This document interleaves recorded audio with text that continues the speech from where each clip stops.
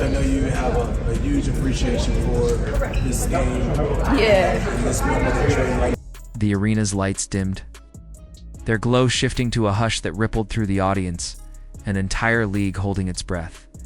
And the winner is Caitlyn Clark, ladies and gentlemen. The voice broke through the silence, carrying with it more than just announcement. There was gravitas in the words, an echo of transformation.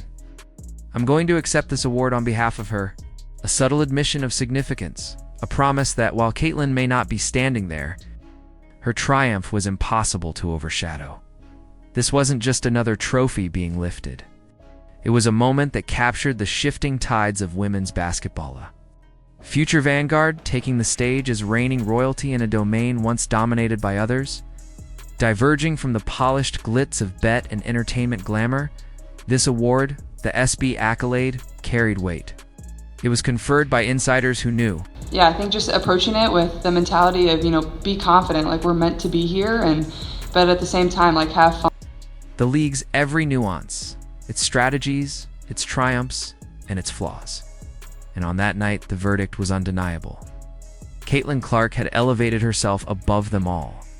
Ironically, A'ja Wilson, the veteran who had long ruled with composure and dominance, now stood on the sidelines watching the coronation of her successor. The aces her kingdom were wobbling at 11-11, a middling record, befitting a dynasty accustomed to dominance. In a cruel twist, their doubters found nourishment in this lull. And while Wilson continued to rack up impressive individual stats, 22.3 points, 9.2 rebounds, 2.4 blocks, the numbers no longer told the full story. The kingdom's foundation was crumbling, and Caitlyn Clark, her successor, was rising. For the I didn't see, so it's certainly different. So I'm trying to kind of be that connector between the coaches and then.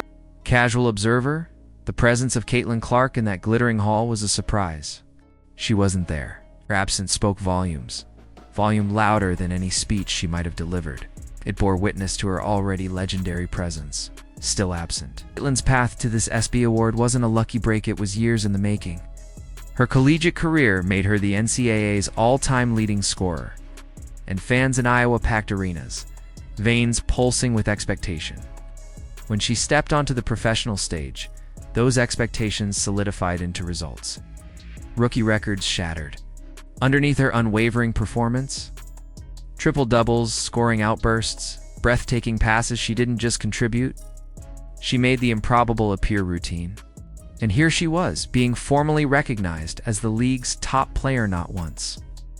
For him, and I know one day he's going to be able to host the BET, so I'm super excited for him. Angel, how much do you look forward to playing in New York? I mean, do you embrace? But in her first eligible season, her victory wasn't bestowed in a vacuum. She triumphed over an impressive field. A'ja Wilson, a three-time MVP and living hallmark of excellence. Breena Stewart, a decorated champion. Nefessa Collier, an emerging talent carving her own path. Each one represented eras of hardship, resilience, and triumph. Clark, however, represented the future. Her ascension wasn't a rebellion, it was a renaissance. Broadcasters seized on the moment. Rookie season? More like a revolution, one commentator quipped, and it wasn't an exaggeration. Caitlyn was more than a basketball player, she was a cultural force. Preseason games in Iowa were selling for $670 on resale markets before she'd even taken a professional shot. Social media engagement shot through the roof. It's honestly like it goes so fast, and like I've tried to do my best to take a breath and soak in every single second, but Corporate sponsors leaned in, eager to harness her reach. It was that honeymoon moment in sports, a new star, a new audience, new trajectory, and she was at the center of it all. In sharp contrast stood A'ja Wilson's aces. The loss to the Indiana Fever, a team without Clark, was a low point. They managed just 54 points on 26.2% shooting, an embarrassment by their own standards. Coach Becky Hammond, visibly furious, lambasted her team on record, calling it one of the worst games she has ever seen. The numbers couldn't lie. Rankings at or near the bottom in points, assists, rebounds, shooting efficiency. The roster upheaval had taken its toll, with trades that dulled chemistry and trades that fell flat. Wilson, stepping forward as both leader The team bond a little bit more easier besides being at home with your families. And so we actually haven't really done any team dinners, but we're and lightning rod, spoke volumes with heated halftime addresses, emotional appeals and frustrations directed at teammates and officials alike. There was fire in her words, fuel for a fight most fans expected, but something else too. An unmistakable cry for acknowledgement that the league's foundation was no longer stable. In contrast, Caitlyn Clark's leadership was quiet but unshakable. Even sidelined by injury, she didn't retreat. She came back, averaged 16.5 points, 5 rebounds, 8.8 assists, and orchestrated a fever offense that looked reborn. She helped guide the team to its first Commissioner's Cup championship. She didn't just deliver numbers, she lifted minds, hearts, and expectations.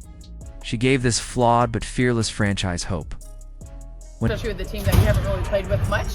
It's trying to learn how they're moving and how they're clicking, and then you kind of throw. An MVP odds shifted, spelled the story. Despite missing time, Caitlyn remained ahead of Wilson in MVP projections. Collier might have led the boards, but Clark kept pressing the pulse of public attention, the voice in the narrative, the rallying cry for sponsors, media, and fans. She wasn't merely playing, she was redefining. And yet let's remember the league's past pillars mattered. Wilson, Taurasi, Parker, Moore, their names belong in the Hall of History.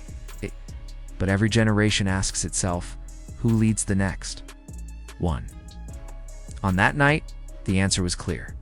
Caitlyn Clark was not just leading, she was shaping the very soul of the sport. She wasn't rewriting the rulebook, she was forging it from scratch. There's a familiar pattern in sports. When greatness arrives, egos clash. When a successor emerges, the old guard bristles. That's the drama of transition, written across locker rooms and broadcast studios everywhere. That tension, potentially rich, must evolve into synergy if the league is to thrive. Wilson's next chapter depends on it, defining her role within the Clark era, adapting, mentoring, lifting through, channeling experience toward growth, both hers and the league's. In the end, the ESPY award Caitlyn Clark held wasn't gold-plated. It was catalytic, a signal flare proclaiming what had shifted: power, potential, purpose. As she prepares her acceptance speeches, resumes her court impact, and leads media narratives, the entire WNBA should be rooting for her. Not because it's trendy, but because she anchors what's next. She maps the future. So here we are, a league in motion, a throne newly claimed, and a sport on the verge of something vast. Caitlyn Clark already holds the crown. Now it's up to the WNBA to write the rest of the story together. If you see the Clark era shining bright, join the chorus comment CC era below. Like, subscribe, and turn on notifications for every chapter. As they unfold, is history made?